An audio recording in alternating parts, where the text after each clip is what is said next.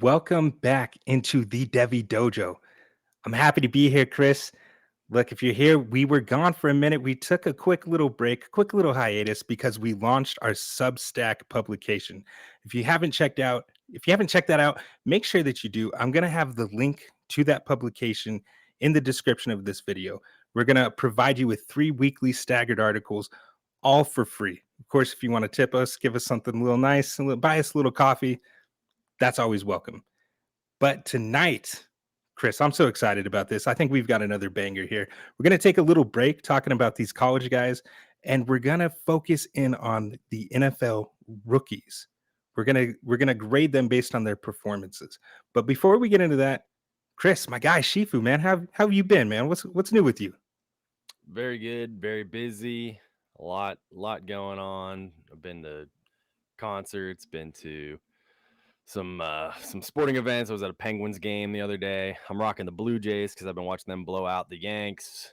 I'm a minor fair weather Blue Jays fan every once in a while, which goes back about 15 years to when I adopted an orphan dynasty baseball team that a Canadian owned, and the entire roster and all the prospects basically were all Blue Jays. So I just accidentally started rooting for them because I kind of had to. But yeah, here I am. We're back. I'm excited. We've been writing those articles. I got another one coming out tomorrow as we record, which means it'll be out by the time that you listen to this episode on our Substack, as you mentioned.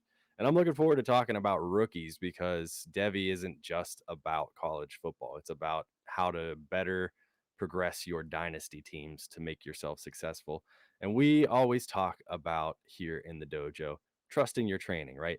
I feel like there's been a ton of overreactions this year on rookie players after 2 weeks, 3 weeks, 4 weeks. We're approaching week 6 here, and there's just been a lot of chaos. And you want to be aggressive sometimes, adjusting your takes on players and going after the right people, but you also want to not panic on a lot of these guys. And we're going to go through the first 2 rounds of ADP for Superflex leagues today and talk about each of those players. And then we had a couple extra rookies tacked onto the end that weren't in those first 2 rounds. So try to keep it fairly short for these guys so we're not hounding on and on about the same players, so we can get through about 30 of these guys for you today.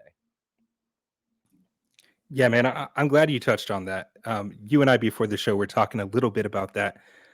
Just I don't know what it is, if it's always been like this. It seems to me like the panic that has settled in is worse than in previous years. Just the week to week reactionary nature of the community right now. I mean, we had week 3, people were panicked about Omarion Hampton. I think you and I had a conversation with some people in a mutual Discord server that we're in, and we said, "Hey, look, like he's a rookie. They've got to adjust to the speed of the game. That's normal. If you're drafting these rookies with the mindset that they're going to immediately, right out the gates, come and contribute, that's just an unrealistic expectation for me. A lot of times, like when I'm drafting these rookies, I'm expecting later in the year for them to hit. Now, I think it's because we've been spoiled the last few years with some of these rookie wide receivers specifically that can come out and just contribute right away. And I think we're always looking for that now. And that's just not typically how it goes. So I'm excited to get into this, Chris. Let's just go ahead and let's start. I want to start handing out some grades. Absolutely. So we have little report cards here on each of these players. We're going to go through, as mentioned, ADP Superflex based on how it was right before the season started. So there was a little bit of movement, as you might expect, with training camps and things like that. So this is going to be before week 1, the ADPs for rookies. And of course, who's at the top but Ashton Jeanty. And we have given him a B rating. I think B is a fair place to put him because he came into the league with sky high expectations, right? He was the next Bijan, the next Saquon, the next, whoever you want to say in that long list of, running backs coming out. That was the surefire thing. And we haven't necessarily seen the level of production that we want out of him, specifically in redraft as a first round player. He was going towards the end of the first round in redraft. He was obviously the 101 in dynasty leagues, even in Superflex. Everybody had super high expectations, thought he was going to get this insane workload, and he really quite hasn't lived up to those expectations. But we've settled on a B because I feel like he's still doing the right things. He's still showing his talent overall. he's just kind of in a terrible situation. We didn't expect Geno to be as bad as he's been so far this year. That's kind of stifling that entire offense.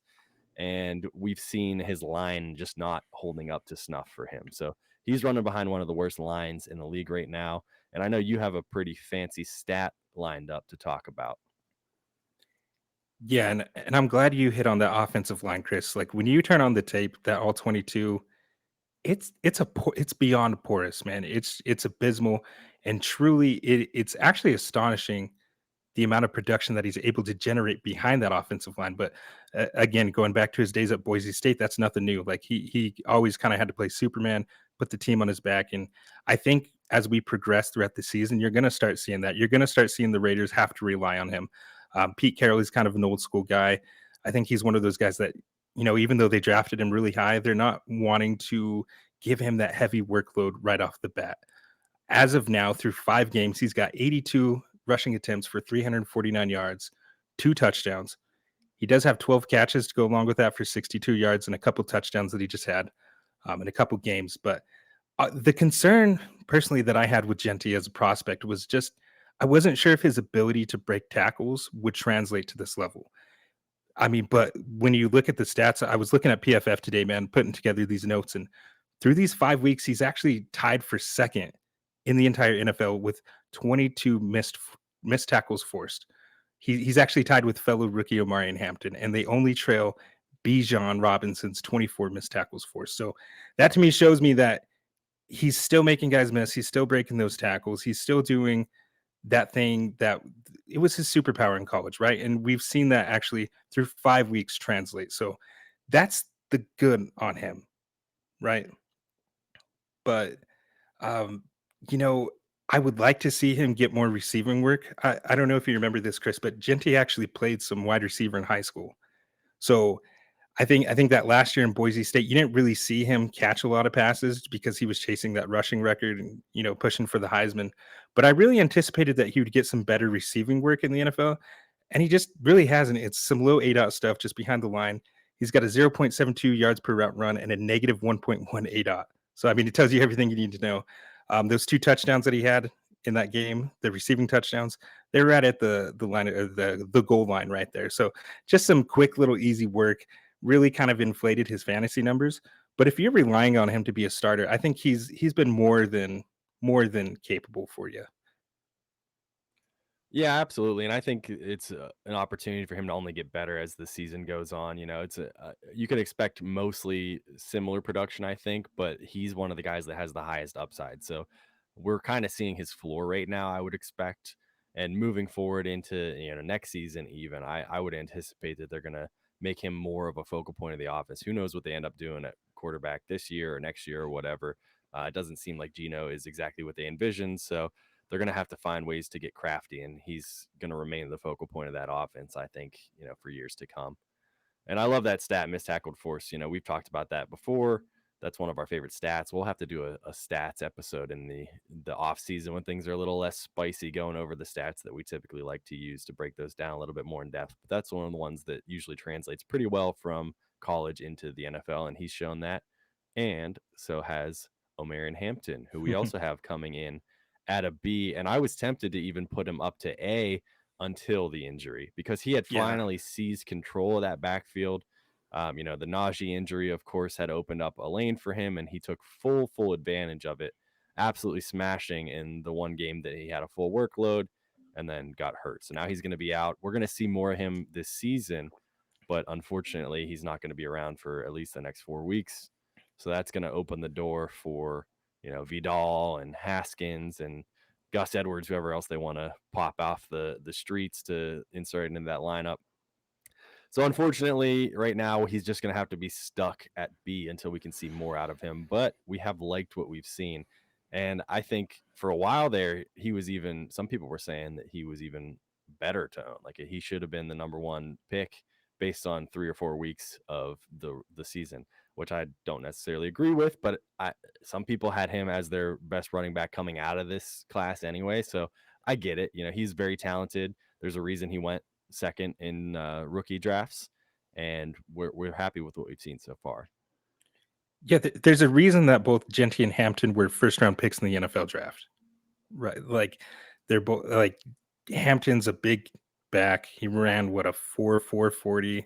He has all of the athletic traits that you look for in that running back position. So it's just a shame, man, that he's hurt. Like it personally, it really screws me in a lot of leagues. I have so much of Hampton, and now I'm scrambling trying to make trades and really recover from it. I don't know if it's going to be Vidal or Haskins who takes over.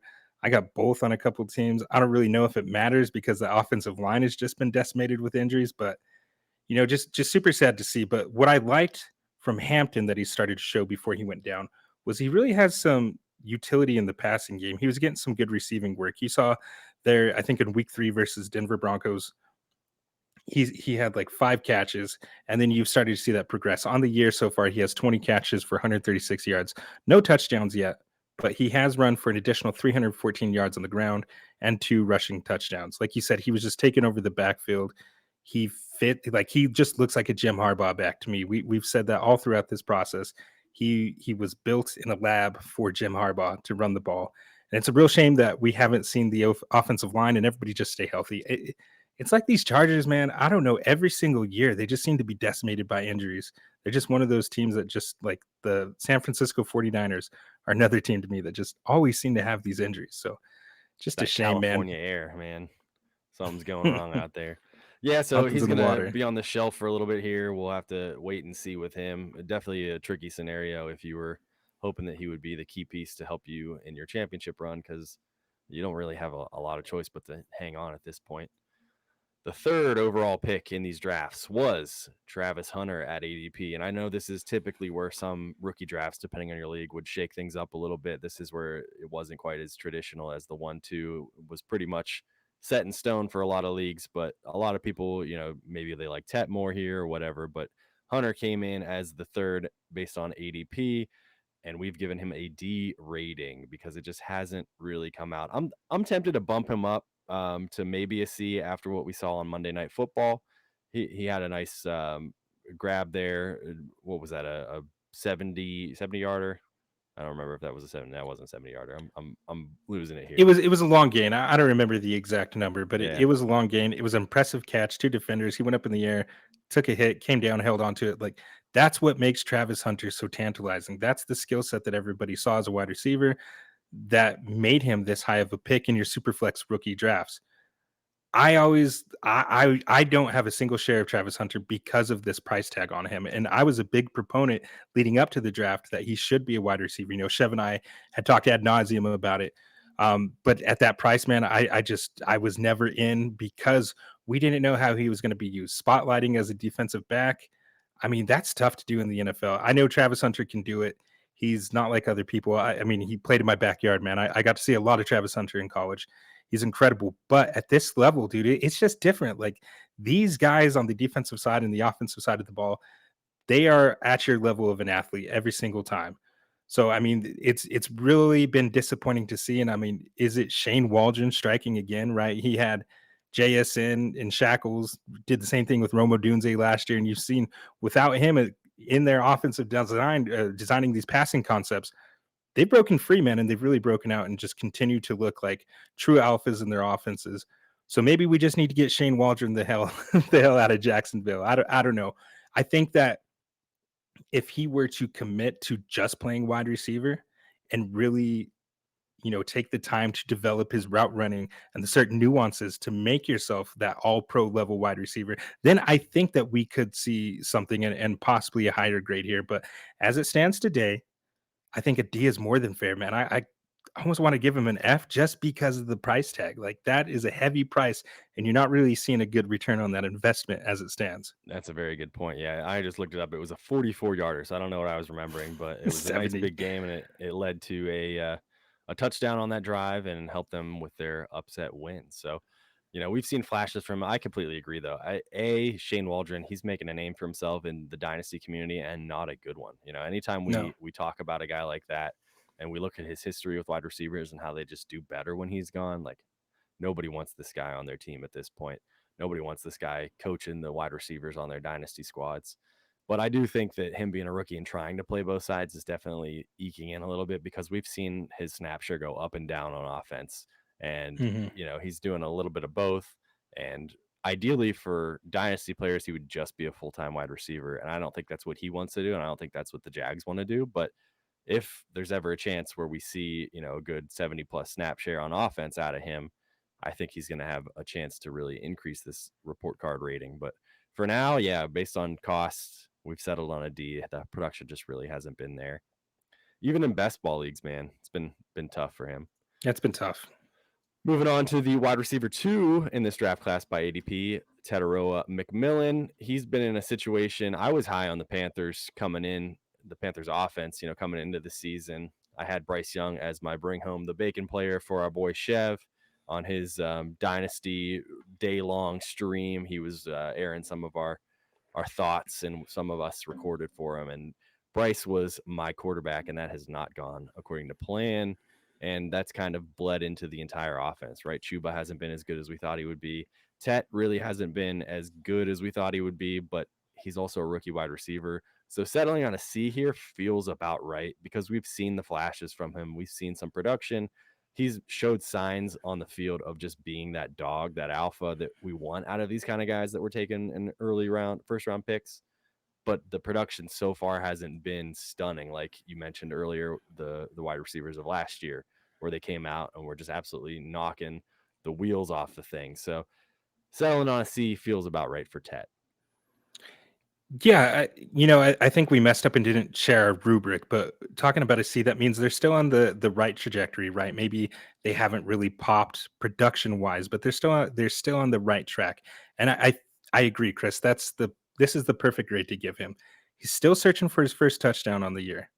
He has 0 touchdowns on the year, 24 catches though, 351 yards. So decent numbers. He's dominating the target share. I don't have the exact number, but I just looked at all the targets throughout his team. I mean, he's dominating.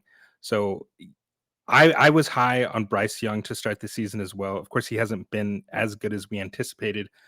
But what I liked was that the Panthers really made this concerted effort to get Bryce Young 2 big trees on the outside, right? And Xavier Legette the year before, and then of course now Tet McMillan, 6'5". Like he profiles as an alpha, but kind of a concerning thing for me, Chris, is at that 6'5" frame, he's only hitting a 22% success rate in contested catch situations.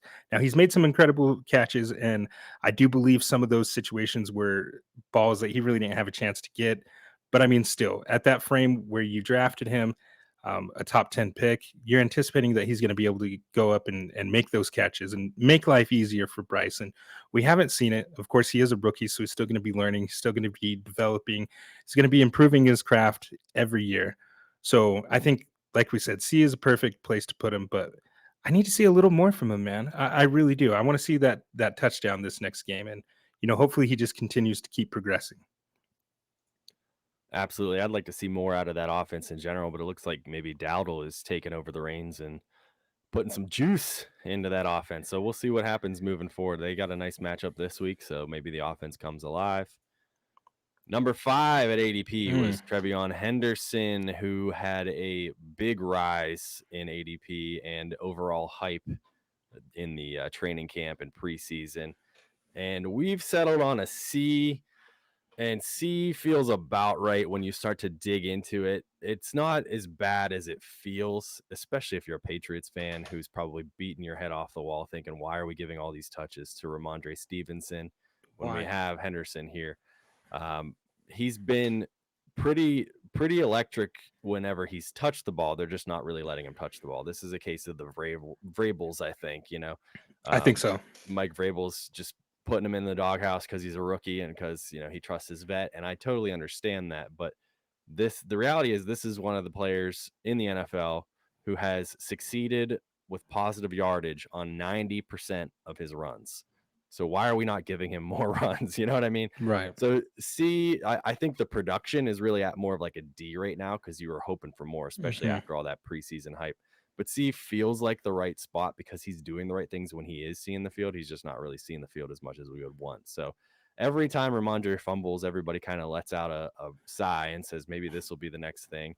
And, now Gibson's hurt. So Gibson was getting a decent chunk of that backfield too. So maybe that opens up the door a little bit more for him. So I think he's got potential right now to be a league winner if he gets a little bit more touches. It might be a good opportunity to go buy him right now. But ultimately, the production hasn't been quite what we wanted so far into the season. Yeah, you stole my point there. I was going to say go buy all the TreVeyon Henderson that you can get. He was an early breakout in college. He's been a Devi darling for a long time. He, like his Ohio State running mate in Quinshon Judkins, he's a guy that we had been waiting to hit the NFL for a while. And now he goes, he entered the league. He as the best pass blocking back in his class, bar none. So I don't really get why he's not in the game in more situations. I think he's a more electrifying pass catcher out of the backfield than Antonio Gibson, like before the injury, and he was still getting those reps. And I think you hit the nail on the head, man. It's Vrabel. That's just how he is. It's the Belichick in him. It's how he is. He's going to give the vets touches. He's going to make these rookies go out and earn it. And I don't have a problem with it. But if there's somebody in your league who's panicking, right? We talked about the community overreacting and not trusting their training. Then yeah, I'm going to go out and buy TreVeyon Henderson. Just curious, Chris, have you seen any trades specifically involving No, Henderson but I've lately? been trying to move Javonte for him in some leagues, add a little bit to Mm, Javonte and get him. I feel like that would be a good play. that's a One of good those play. guys that's a bit of a veteran who you don't necessarily see in your long-term plan if you're on a rebuilding dynasty squad or something like that. If there's some kind of trade in that vein that you can make, I think that's a good move to do. Add a pick or something in there and get him. And here's the stat officially. Jacob Gibbs at JA Gibbs_23 tweeted this today. Only 3 running backs have gained positive yards on 90% of their runs. 97% leading the league is TreVeyon Henderson. Mm, Javonte Williams and Jonathan Taylor are the other two. And I said it wasn't as bad as we think. Total rushing attempts, Ramondre has 38 and Henderson has 32. So they are splitting the really? work, but it's not what we wanted to see out of him, as the 5th overall pick in rookie drafts. So we'll see what the season progresses out. He's definitely a good buy. I think we've both agreed on that. Number 6, Quinshon Judkins. I was tempted to give this guy an A. We have him at a B right now. This has been an up and down off season for him with, maybe he misses the whole year. Maybe he doesn't. I think he was going even higher in rookie drafts early in the off season. And then closer to the season, he got pushed down a little bit because of all of the legality and everything. And everything that you could have hoped for if you were taking him in August in these rookie drafts at the 6th is exactly coming to fruition right now, right? The Browns are not a great offense, but he is dominating that backfield right now. He came in and immediately pushed Ford and Sampson to the wayside and just took over the entire touch share in that backfield. So he's looking really good. He looks like the Judkins that we expected as a rookie. And for me, he's like a B plus, I'd say, because we're happy with him. He could end up being a league winner. I did a lot of zero RB type stuff in some of my redraft leagues, and I ended up with him in late rounds, like 13th, Hmm. 12th, 11th, and he's just been awesome for me in those leagues. So if you were doing redraft and picking him up late, you're very, very happy. And if you took him with the 6th pick in Superflex ADP rookie drafts, you're very happy with that as well at this point. Yeah, over the course of the offseason and in some early drafts that I did, I was getting them at 108, 109. I mean, pretty consistently. It seemed to be like Judkins there and then RJ Harvey. You kind of had your pick of the litter between those two. For me, Chris, I mean, I'm sure you remember, I was very bullish on Quinshon Judkins. So to see him go out here and smash, I'm not surprised, but I do feel vindicated. It's truly impressive what he's been able to do. 72 attempts already, 347 yards, 2 touchdowns, 9 catches for 62 yards. He's just come in amidst all the offseason drama, all the legal battles, and the smearing of his name, and he's just gone out and balled, and he showed to be the true alpha. Like you said, he took over that backfield. He came in here, he said, this here's mine, right? My name is Mr. Quinshon Judkins. You might have heard of me. I, dominated at Ole Miss as a freshman, set a bunch of records, transferred to Ohio State with another elite running back prospect in TreVeyon Henderson. And to me, a lot of the times, man, Quinshon Judkins definitely looked like the better back amongst the two. And I'm just so happy for the kid, man. Like I said, I feel vindicated because even throughout this whole process, I was like, I don't care what's going on with Judkins. He's gonna come in. The NFL showed us how they handle these domestic situations, and I've even said, like, going into the legal stuff, those are really hard cases to get a conviction on, because a lot of it becomes he said, she said. I don't want to get into all that, but I was never worried. So I have a lot of Quinshon Judkins after that because I was buying him for as cheap as I Yeah, could. I love that. Yeah, but currently, Chris, he's the ninth leading rusher in the NFL in terms of rushing yardage right now, just below Jeanty. That's sweet. Yeah, and that was with very minimum games played. So he's looking like a league winner. I got to flex a little bit. In July, I traded Neighbors and a fourth for him, Amon-Ra St. Brown, and Marshawn Lloyd. I'm very Nice. happy with that trade. That was Yeah. a big one. Shout out to my boy Buzzard. He's been on the receiving end of a lot of beatdowns for my trades, but he's also beat me down equally. So we Right. trade back and forth.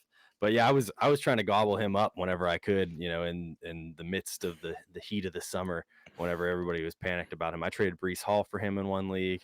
I'm very happy with the things that I've done to get my hands on Judkins at this point. Number 7, our first quarterback, Cam Ward. We have him at a C, and C doesn't even necessarily feel great to me, No. but I get it. Because I think, when I yeah. watch the tape, man, I like what he's doing. Yeah, He's got a same. great arm, and it seems like he's got a really good head on his shoulders. I think this is just a case of the Titans just being so darn bad, where Yeah. he's really struggling. You expect a rookie quarterback to struggle no matter what the situation is, and when you're going into a team like that, 101 pressure's really high. And he's been standing up on podiums swearing after games, just saying how bad that they are. And I get it, man. I feel for you. So C feels about right, because when you talk about a rubric, the path he's on, I don't see anything that's marking any negatives for him where I'm panicked on owning him as a dynasty asset. It's just, we're struggling right now. You got to accept that if you were, picking early in one of these drafts and you took him as your quarterback of the future, you're really looking for the future and not for this year. Yeah, I think if you're box score scouting, you're definitely panicked, right? Because the production hasn't been there. The numbers don't look the best, but when you turn on the tape, he makes the most impressive throws. I mean, if you watched him at Miami, if you watched him at Washington State, then you're not surprised. You know that this is who Cam Ward is. The only knock that I really have on him, and it's the same red flag that was in his prospect profile, is he holds onto the ball too damn long. At this level, he's got to learn to get rid of it just a little bit earlier. Start trusting those windows at this level. He's got to see it, grip it, and rip it, and just let it go. And I think this last game versus the Cardinals, when it was go time, when it was time to win the game, you really started to see him do that, to let it loose. Of course, there towards the end of the game, he did throw an interception. Fortunately for him, the Cardinals are more inept than the Titans, I guess, and they fumbled that interception, muddled around with it. They kicked into the end zone, and Tennessee was able to recover it for a touchdown, which, of course, led them to go on to go win the game. So, I mean, shout out to him getting his first dub, but a lot of that was due to the ineptitude of the Cardinals. So, hopefully that Absolutely. sparks some momentum within the team, right? I think he does have a pretty decent offensive line built around him. They have some of the best offensive line coaches known to man coaching that unit. So he is going to have some good protection up front. I think Tajay Spears is coming back as well. So maybe that gives them a little more explosive weapon out of the backfield. But they're going to continue to build around Cam Ward. He is the future. You see his leadership, right? Those intangibles, the poise that he displays. I think he's going to be good. So I think that's why we gave him a C. I think most people would probably look at this and say, how is he not a D? He was the number 1 overall pick. He was taken pretty highly in Superflex rookie drafts. How is he not lower? Well, this is how he's Right. lower, because it's the Titans, right? We knew this going in. We knew that they're a bad Absolutely. team. Yeah. And we're in our group chat with our boy, the Shinobi Josh, who is on our Substack with us, writing for us. We talked about maybe putting him at a D, because he has, like, if you're in a super flex league and you thought he's going to be your quarterback too, he's really not even been worth putting into your super flex. You might as well put another skill position player in there. But the reality is that if you're in a position where you have him, you're trying to lose, or you're, productive struggling or whatever anyway, you're not really geared up to win this year anyway. So he's kind of doing you right in that sense, where you're filling out your lineup, you're putting another quarterback in there, you're saying, look, I'm doing all I can, but the reality is you're just trying to get an earlier pick next year. So I think C's, when you look at the overall position of where he's at and where he is in a lot of dynasty lineups, C feels about right, maybe C minus. But moving on, Tyler Warren is getting handed our first A of these grades, because he has been phenomenal. And I hand up, I didn't even have him as my tight end one coming in. I was happier to take Loveland a little bit after him. I thought Loveland was the more talented receiver, and so far that has not been the case. Warren has set rookie records through the first 4 weeks of how much yardage he's got at the tight end position. He's really been a true focus of that passing offense that's being led very well by Indiana Jones out there. So he's an A, man. He's looking the part. He did everything right last year coming out of college. He was one of the most ballyhooed tight end prospects in recent years. Obviously, we had Brock Bowers in there, but when you look at tight ends, you don't get as much hype as you typically do as other positions. And he had a lot of steam coming out of Penn State. So pretty happy with the production that he's done so far at the tight end position. Yeah, for sure. I'm a little surprised, Chris, too. A little surprised to hear that you weren't higher on him just with him being a Penn State guy. I mean, so I know you saw what I saw last year, where they were just using him all over the field, right? Throwing passes, rushing the ball, like they just truly did it all. And you're starting to see the Colts start to do that with him too, right? He does have a couple pass attempts. I don't think he has a completion yet, but you see them trying to use him in those ways, and you love to see that. You talked about the historic pace that he's on. He's currently on pace to set 1,444 yards, which would be one of the best rookie tight end seasons in history. He's running at 2.26 yards per route run. He's doing it all, man. He was my tight end one, um, pretty easily. I mean, look, Colston Loveland, he was the best wide receiver that Michigan had out there by far. And I think that after JJ McCarthy left, and there's some injuries too, he just really didn't put it on film.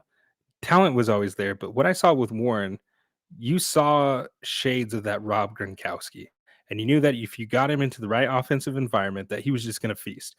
And the Colts are a team that for years have definitely been making attempts to try to get a tight end in that room. Right? They had a lot of lower drafted stabs that they took that just never really worked out. Some big trees, but now they got their guy Tyler Warren, and he looks like he's already into that elite tier for tight ends. We know that the tight end landscape throughout all of fantasy is just it's not good, right? Outside of those top tier guys. And if you took him late in these drafts, man, the return on that investment that you're getting is phenomenal. He's a set it and forget it type of starter. And if you play in any type of tight end premiums, I play in a lot of 0.75 tight end premium leagues. Man, he's killing it for you. I got him and Brock Bowers in a 0.75, and I'm just loving life right now, man. Yeah, you're very happy with that for sure.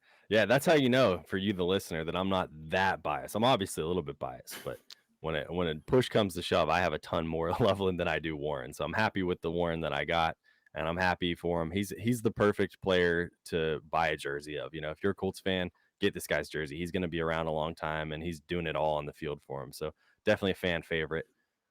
Next up, speaking of fan favorites, we have one of your boys, RJ Harvey, the oldest running back in the league. It feels like sometimes you can't even trade him, even though he's a rookie. Everybody's like, well, he's going to be 27 in 2 years. So we've settled on C for him.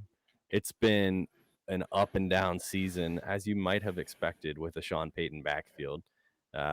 J.K. Dobbins has really kind of seized control of that backfield, and I think a lot of us kind of expected that something like that would go on. That Yeah. the play was always that Harvey would be more of a late season league winner if it comes to that.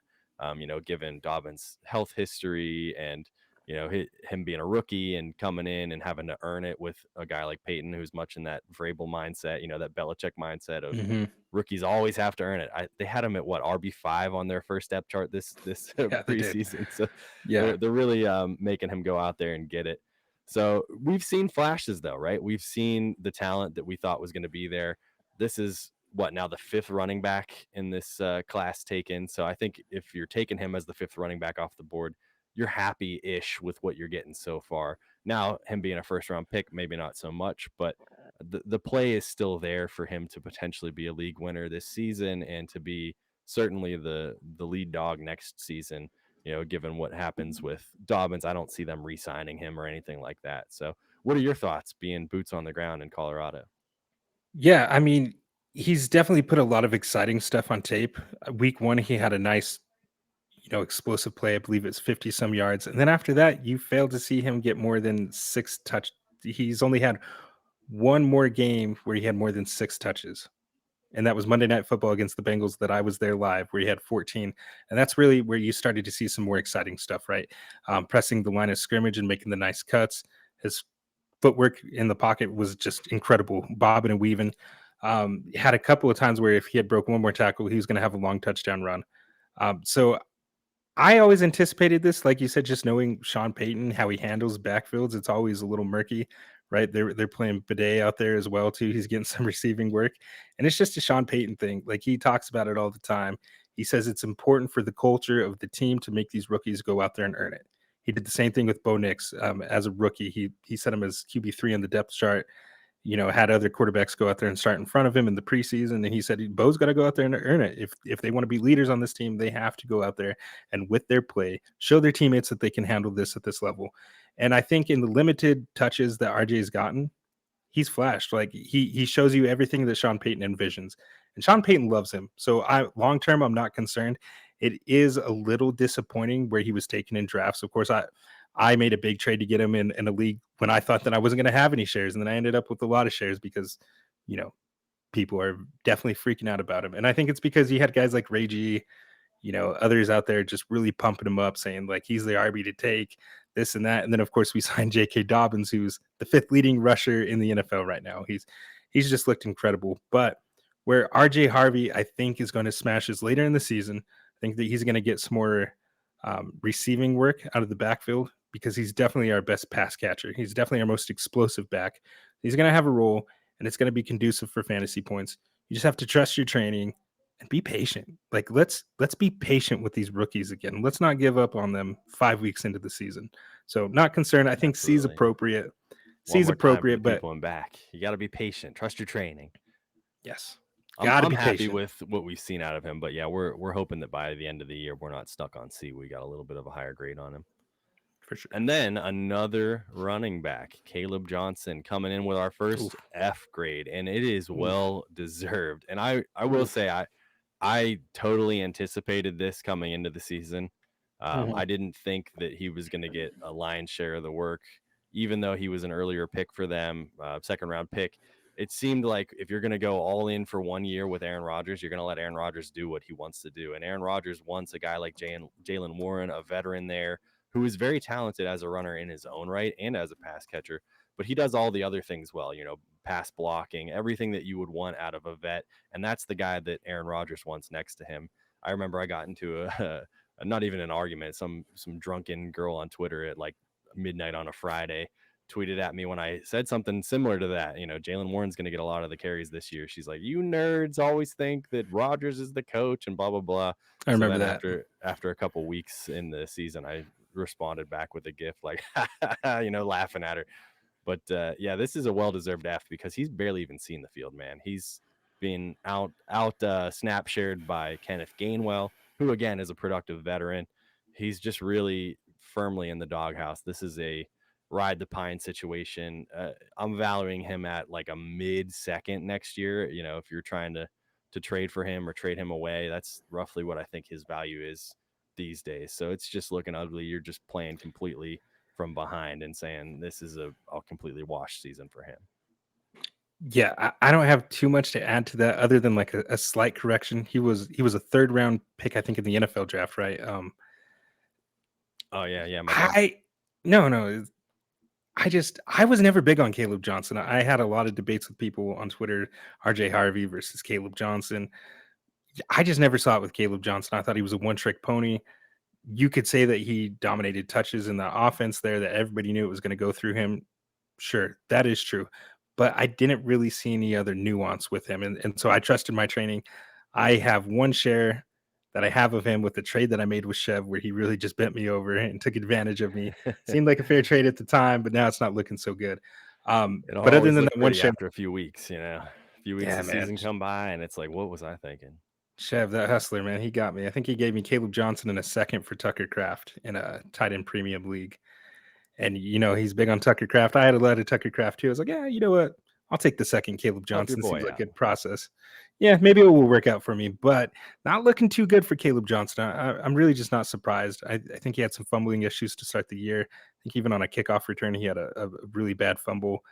Mike Tomlin don't play like that. Like, you're a rookie, you had your chance, you Absolutely not. fumbled, you're in the doghouse now. So For we'll see better if or he could worse, the recoup some Steelers are value. always going to try to win. And if you're not in tip top shape and performing as well as you can, you're not seeing the field in Pittsburgh. So No. he's going to be, for me, a hold if you have him. And like I said, sell. I don't even know if you could get a mid-second for him. I haven't tried to sell him at all, but I wouldn't be shocked to see him going for thirds in some leagues.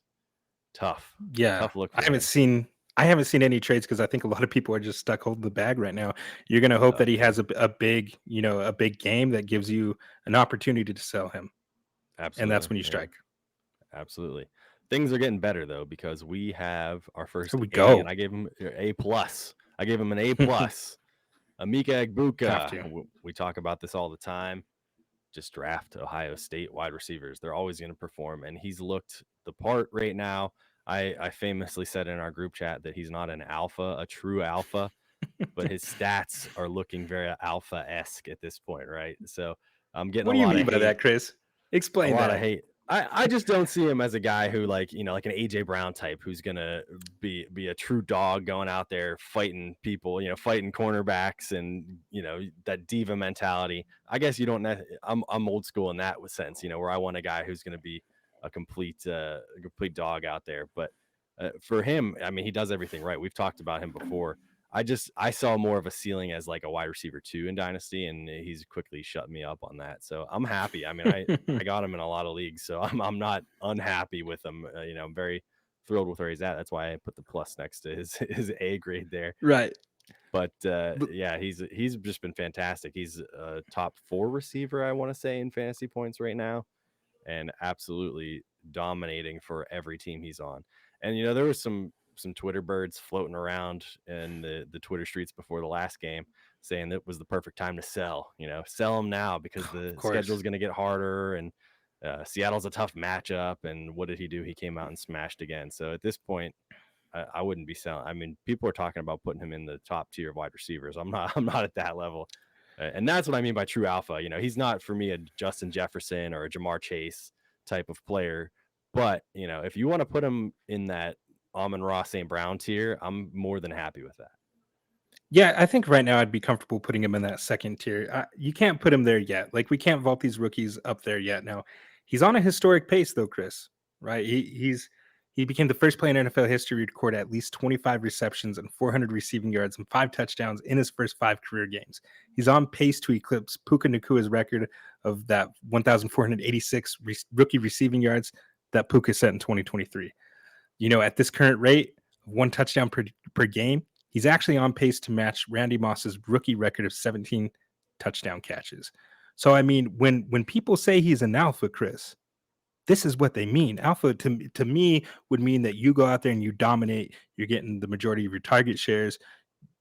I think to you, when we say alpha, you're thinking like the 6'5" wide receiver that could go out and dominate on the outside in contested catch situation. So if that's how you're defining alpha, then yeah, I think he's not an alpha, but dude's a dog. He goes out there and produces. If you take it back to high school as a recruit, he was a higher rated recruit coming out of high school than Marvin Harrison was on that Ohio State team. I Interesting. I think didn't know that. Yeah. yeah, he was a high profile 5-star. He's always had the talent. And, it almost reminds me of the Brian Thomas Jr. and Malik Neighbors situation, where Brian Thomas Jr. out of high school was the higher rated recruit. Of course, Malik Neighbors dominated, and you kind of forget about these guys. Buka settled into a role in Ohio State, and he played it well, right? And I think we just kind of we fit him into a box of this slot only, like he's relegated only to the slot. He's going to win on these intermediate in breaking routes and things like that. And you've seen him; he has a full route tree probably because he's an Ohio State wide receiver, right? He's coached very well by Brian Hartline. He's able to go out there, man. He dominates. He's got a 22% target share on the season. Shows a good rapport with Baker. He's just making these clutch catches. That game on Sunday versus the Seahawks was one for the ages. I wish we could have gotten that in prime time. And you saw these 2 Ohio State wide receivers doing him and Jackson Smith and Jigba just trading blows, man. It was like, who's better? Who's the ultimate dog out here? And I love to see this from a rookie, man. Like, we talk about freshman breakouts and Devi. This is a rookie breakout right now. This is a young kid going out there with Mike Evans on the same team, right? Maybe there's been some injuries and stuff. Of course, we know. Chris Godwin, like he has dudes that he plays around with, and he's looking like the best out there. So I Absolutely. mean, he's an And alpha I'm to sure me. that's I helped can't. him too, being in a room with some Yeah, of the best receivers in the last 10 years, teaching him and guiding him, especially when they're injured and they can't be out there. They're passing on all their knowledge to him. So he's had the door open for him very quickly, and he's responded even better than you possibly could have imagined. He sprinted through that door. So yeah, for very happy sure. with him. That matchup was an all-time uniform matchup, man. It The was. Creamsicles versus the throwback Seahawks. Oh, that was Yeah, it was beautiful. fantastic to watch. And that was a great game too. That was one of the most fun games of the season so far. Question for you: would you trade Amon-Ra St. Brown straight up for Mika Ibuka at this point? No, no, Yeah, not straight quite up, there no, yet. Yeah, no. not quite there If yet. I'm trading Amon Ra, who I've seen do it multiple seasons, right?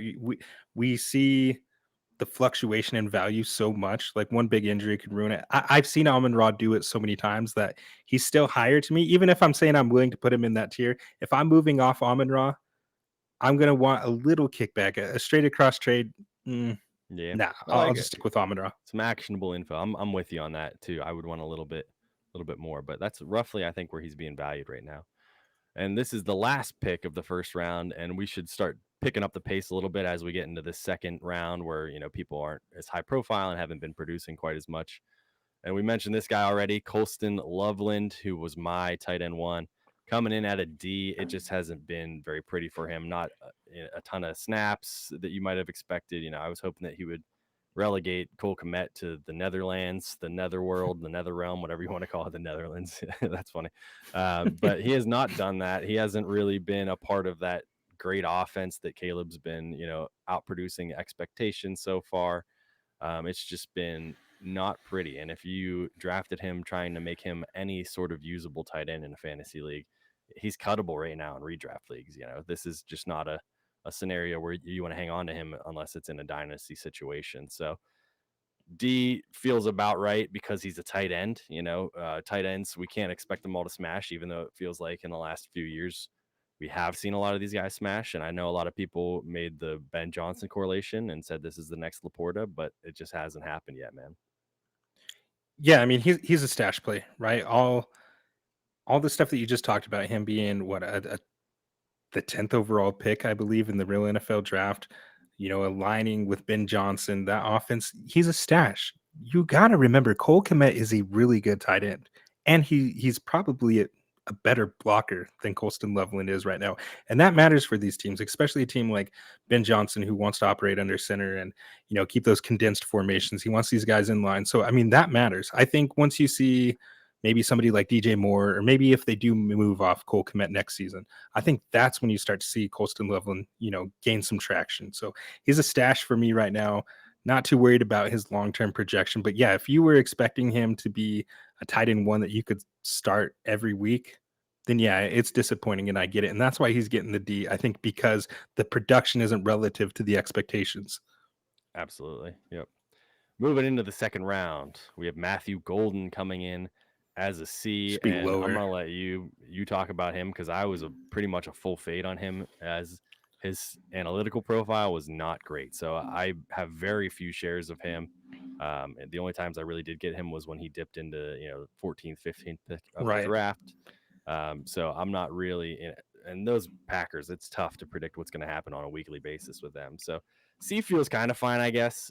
He's shown flashes, but ultimately the production really hasn't been there, and that's about what Right. you'd expect from a second round rookie pick. Yeah, I wasn't the biggest on him, but I did take the draft capital into consideration. I think the Packers hadn't invested a first round draft pick in a wide receiver since I believe 1997 prior to this. So, I thought, look, they're looking for a guy to be the dude in that offense, somebody that's going to dominate the target share.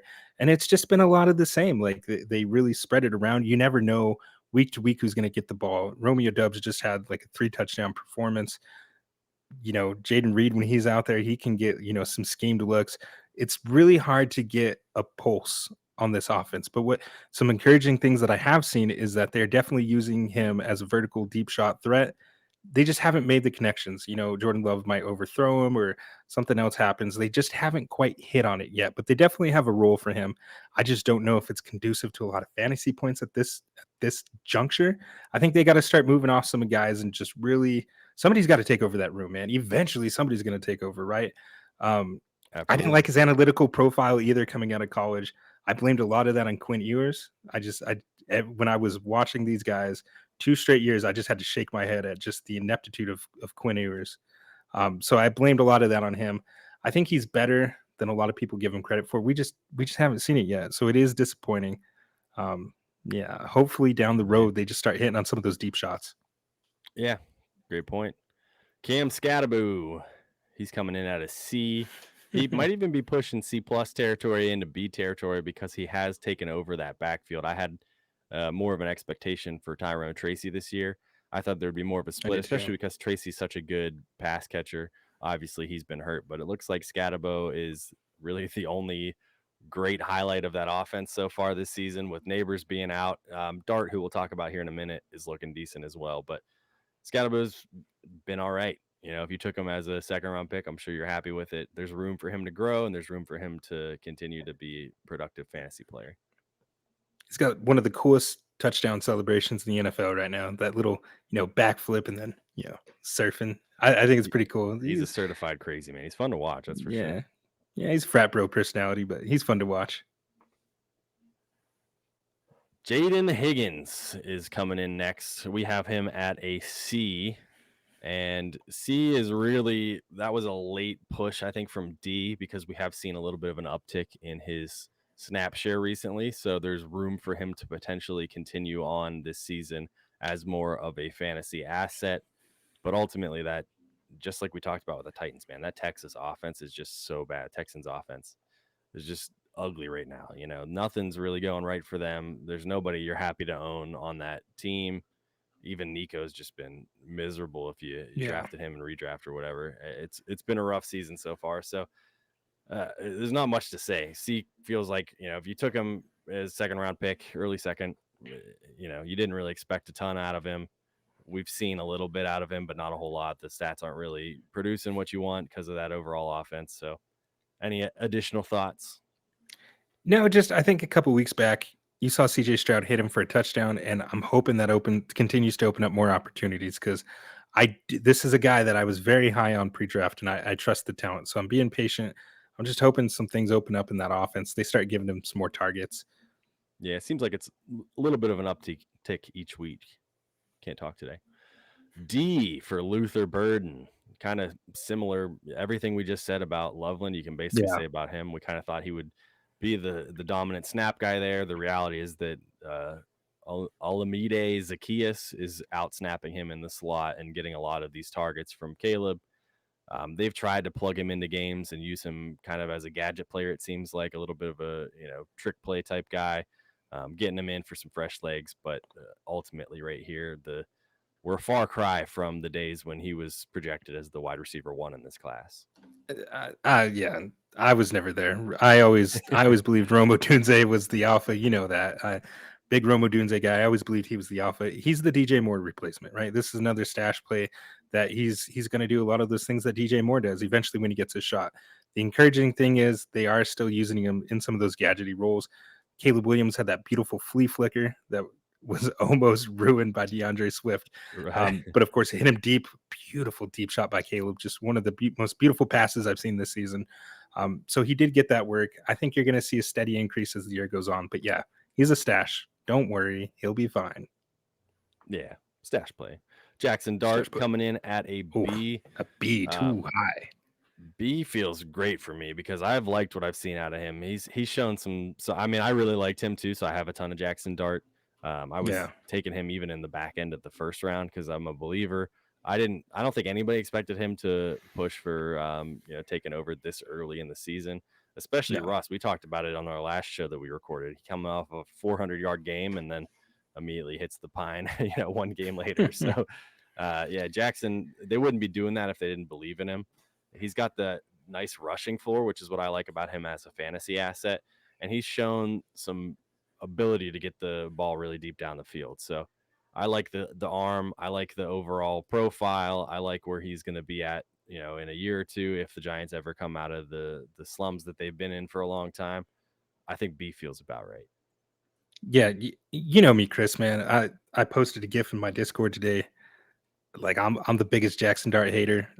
You can't convince me otherwise. Like I'm receptive to see if we can see some things, right? It goes back to his prospect profile, that Lane Kiffin offense at Ole Miss. It's a simple offense for quarterbacks. It's a 1-2 read, a lot of schemed looks.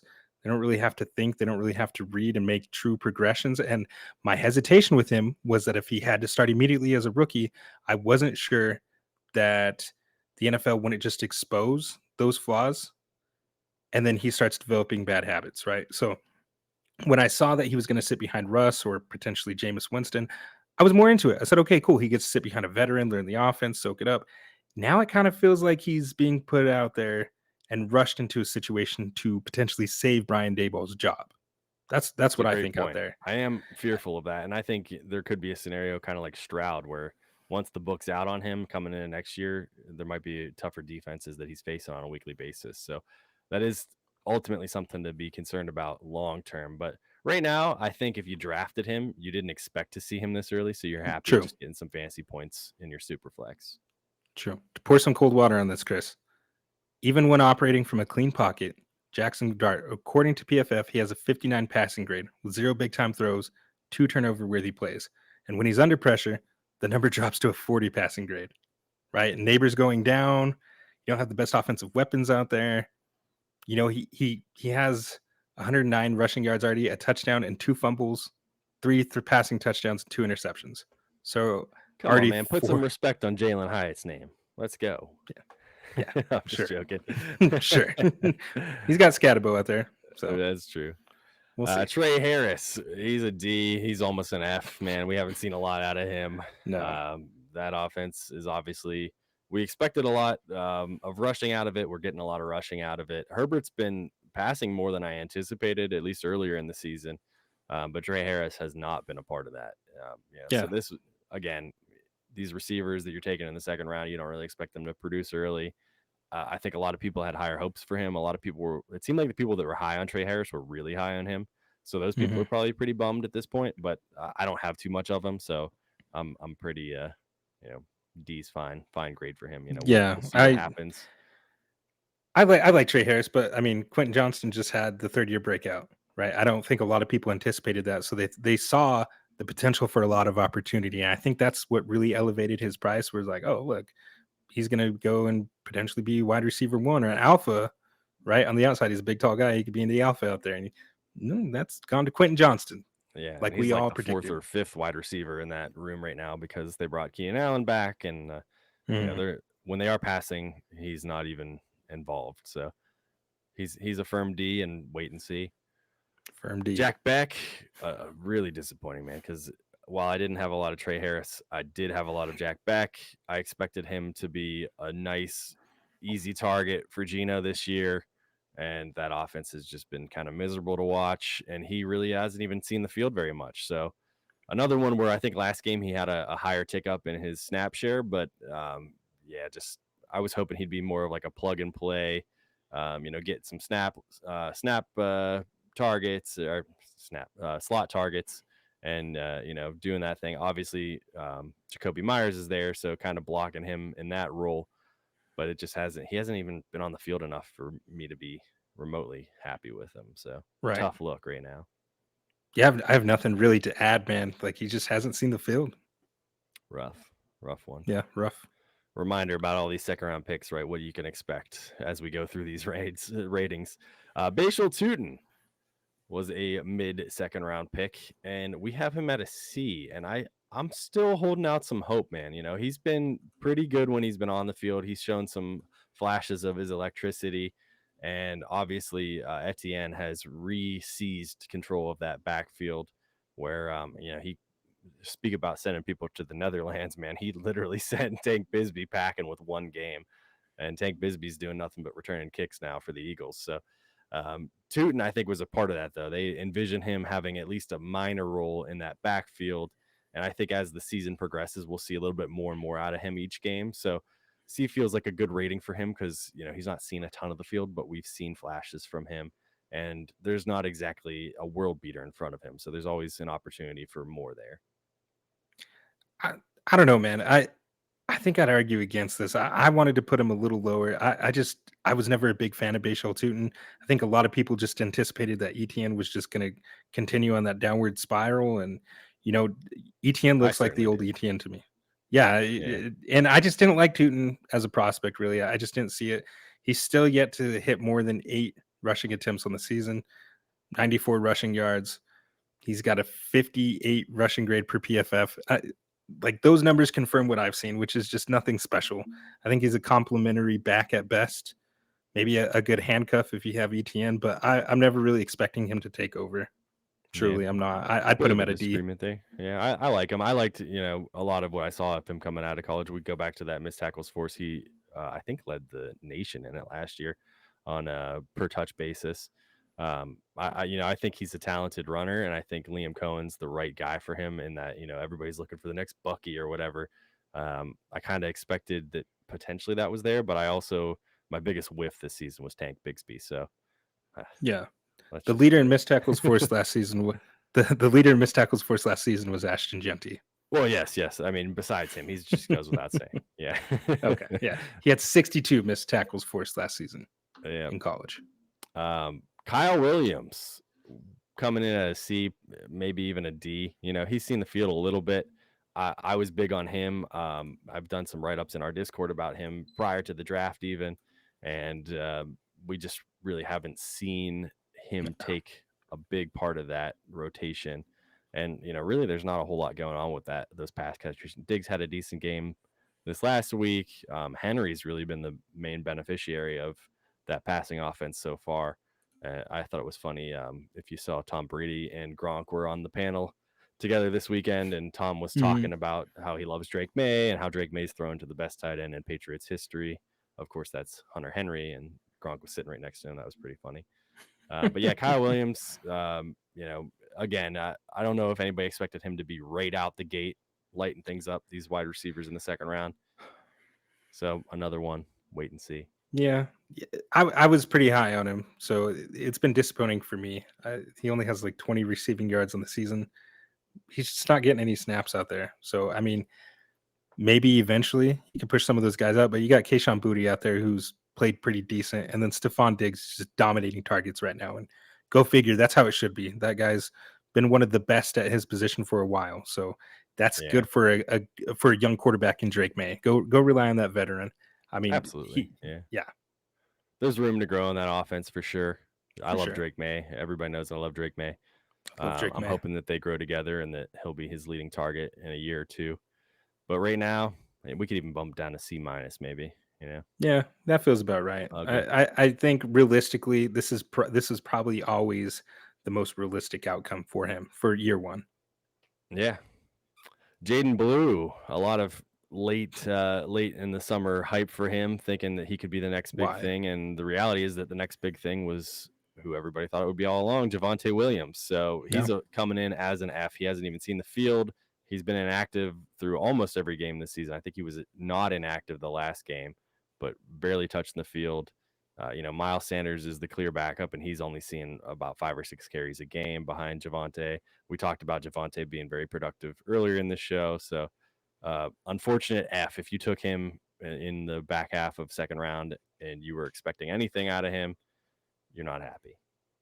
No, no. Fifth round draft pick in the NFL. I think his calling card was speed, and he had some receiving utility. But if you watched him at Texas, man, he fumbled in key moments. I argued with people in the Discord. I was like, man, just trust the tape. Like he never really was special in that Texas offense. And Steve Sarkisian knows running backs, and he was pretty upset with Blue at times. So I trust my guy Steve. Yeah, I just never really saw it with him, so I'm not really surprised. Yeah, I am hoping that Javonte Williams can keep up this pace because good for him, man, to recoup that absolutely. value. It's At one fun to see point, him he was like, succeed. yeah, for sure. I always liked him in Denver, and I'm not happy that he's doing so well with the Cowboys specifically, but it's not really like they're Yeah, winning games. So, keep at it, my man. right, Keep at it. right, Blue, for yeah, Blue sure. to me was always more of a satellite type back anyway. So maybe that door will open for him eventually. Right now, you're not too happy if you burned a pick on him, though. We're giving a C plus to Mason Taylor because Oh, he's one of those tight ends who has been, a rookie tight end. We just talked about that. You don't expect anything too big out of him. I know a lot of people, yourself included, were pretty high on him as a rookie tight end in this class. And we've seen a little bit of an uptick in snap share of him lately. So I think C plus is a firm place to be because, with Justin Fields, they're not going to pass the ball a whole bunch. There's going to be a lower yeah. overall opportunity for him, but he's going out there and he's just kind of showing what we kind of expected, not a ton of statistical production early in his rookie year, but he's doing the right things. He's getting on the field a bit. I think if you used at this point, this is ADP 23, the 23rd pick on him, you're probably pretty happy, as you are with a lot of those tight ends that were taken late second, early third. Yeah, for sure. I've been pretty happy with his steady uptick in production. I think just last week he had 10 targets and 9 catches. I mean, pretty good for a tight end with Justin Fields, at quarterback. We always know they're not going to get a lot of passing volume. So good to see on him. I definitely trust the talent. NFL bloodlines, went to LSU, played in a good offense there. Tough SEC defenses that he competed against, and he flashed early. It's like he's a guy that I truly believe in. I think he's taken over. Love it. And then the last pick of the second round was Jalen Milroe. We're coming in at a C. Nobody expected him to do anything because he was behind Sam Darnold, who they obviously gave all that money to. So we're just status quo with Jalen Milroe. If you drafted him here, you were doing it as a long-term stash. And, we've seen nothing out of him in the regular season. We liked a little bit of what we saw in the preseason. So just keeping a steady stream here, waiting for his Yeah. opportunity. Yeah, that's all you can do, right? If you believed in the talent, I think we all knew he was going to be your one play anyways. So I mean, good for him. He gets to develop in this Kubiak offense, which I think is going to fit his skill set really nicely if he can develop, taking snaps under center. But right now he gets to learn from Sam Darnold, who's also my dog. So Yeah. fight on, go on, Game's Sam. been fun. Like we talked about, that was a great game It's been this good. weekend. And then after the second round, we just had a couple other highlighted rookies that have come out. First was Shedeur Sanders. We have him at a C. You pegged him at a C. Why did you peg him at a C? Did I pick him as a C? I didn't. Josh might have. I definitely. I'm looking at it right now. I have him as an F. Oh, So that okay. was Well, maybe I just an error. didn't change it. We just didn't change it. We're stumbling Definitely through the a line C. here. I Hey, might have look, just not changed it from the last slide. Yeah, he's definitely an F. You can't argue a C at all. This dude's out here miming, right? When the reporters are asking him how he feels about Dalen Gabriel starting, Yeah, like, so what ignore is the that, dude? screen. He is an Yeah, F, a total it's F an right F. now. There we go. Whoops. Another F. We have Tyler Shough. If you drafted him at all thinking that he would be a body in your super flex position, you were wrong. There's nothing really else to add. He's like 90 years old. He was always a backup in college up until the 1 year he wasn't.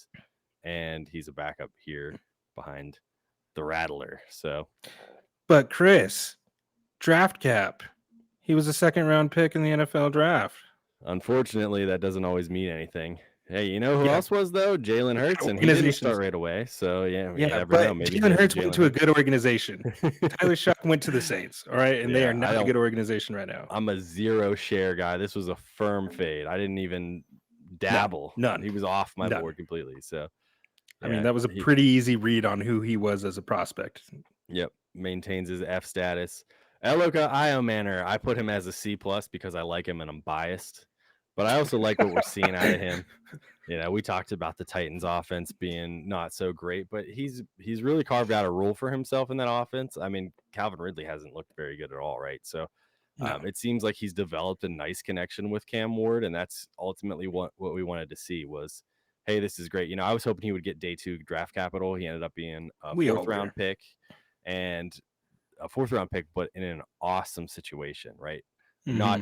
Not for this year, obviously, but to be able to go to a room that doesn't really have a whole bunch of other competition in it, to be able to come out and become a starter, in year 1, to develop a rapport with a rookie quarterback.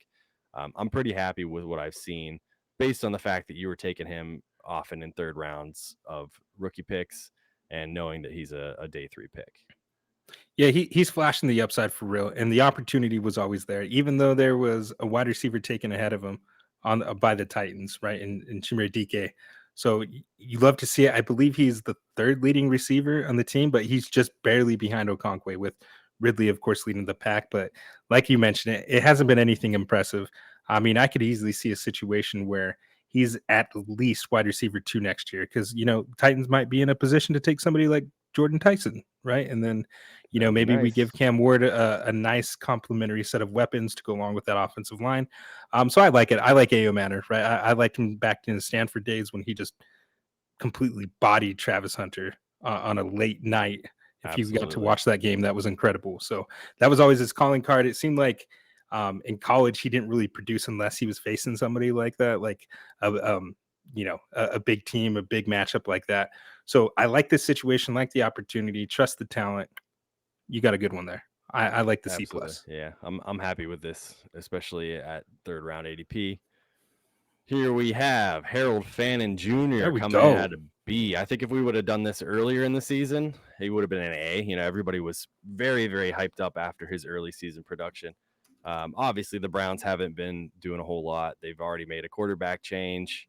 And then today they sent Joe Flacco to a division rival. So see you, smell you later, I guess, But Harold Yeah, Fannin has been a good producer with what he's been given, right? So for sure. we obviously his value went up.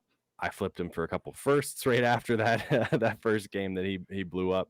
We're happy with a B production. He's not quite at that A level, but he's running a lot of routes even with Njoku on the field. So they're using him a lot as a slot receiver. They're getting him out there running routes. They're showing his talent, is something that they invested in and they're happy with. So ultimately, if you took him late in rookie drafts, you're thrilled with what you've gotten so far.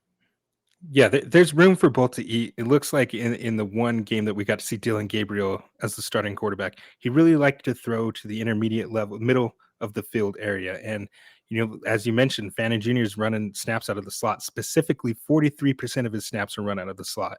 And we know traditionally for these tight ends in fantasy, that's gold right there, right? That's where they're going to eat. That's where they really get the most fantasy points. So exciting for him. Njoku's a dog in his own right, and they're both going to Absolutely. eat. Yeah. There's plenty of room for both right now. And maybe down the line we see Njoku or somebody move. Increased opportunity is always going to be good for him. I think if you're looking at the raw counting stats, it's not gaudy. I think that kind of paints a picture to how rough the tight end landscape is right now. I think this last game he was really saved by that touchdown, but I mean, still, you love to see the usage. Kevin Stefanski, I still really believe in him as a head coach. I think he's a phenomenal play caller and designer of these concepts. So Agreed. Yeah. I'm all in. I'm all in still. I love it. Yeah. B, let's go. Very happy with him. Yep. And then our last guy here is Bill What? Jacory Croskey-Merritt, also coming in at a B. I feel like he could For be anywhere Bill. from an A to a C, really, because he just had a big game last week, but he also hasn't seized control of that backfield. But with Brian Robinson being gone, I'm sure his presence there was part of the reason that they sent Brian Yeah. Robinson packing. All that matters, Chris, right? We've seen you got to be there on the screen, and that's B for build for me, right? You could give him an A based on recency bias, but I think B is right where he's slotted to be. That's like a good one, right, dude? He was a 7th round draft pick in the NFL draft. So the return on investment, I've said that word a lot. So you just know that was great value for where you were probably getting him in drafts.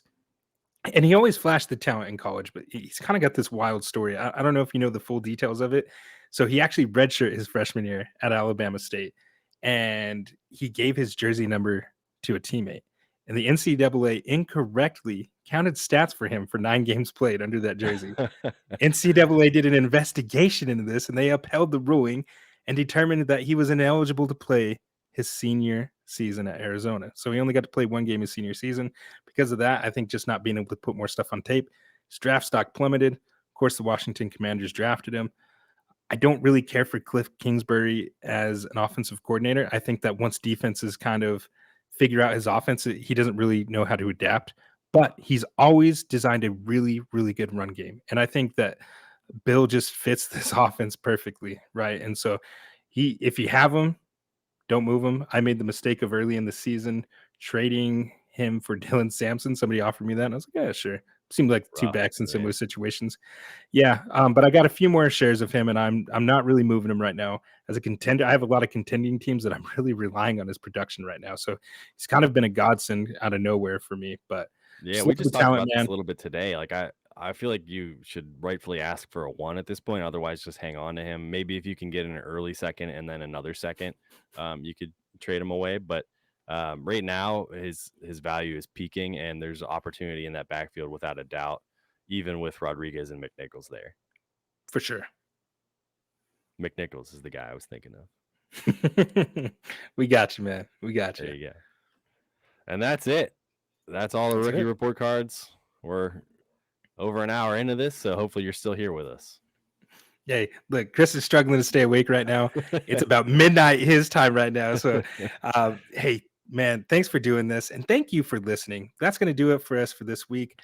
Like I said, I'm going to have the Substack link in the description. So if you want more free content, you know where to find us. And of course, stay locked into every single podcast that we got out, like this video right now. Make sure you're subscribed, and we will see you next time in the dojo. We are here. FantasySportsAdvice.com, offering the best fantasy sports social media platform. Why join endless Discord communities or the trolls of Reddit? Fantasy Sports Advice is a community designed to help you win with 24/7 support. Go to FantasySportsAdvice.com and become a pro member for unlimited access. Again, go to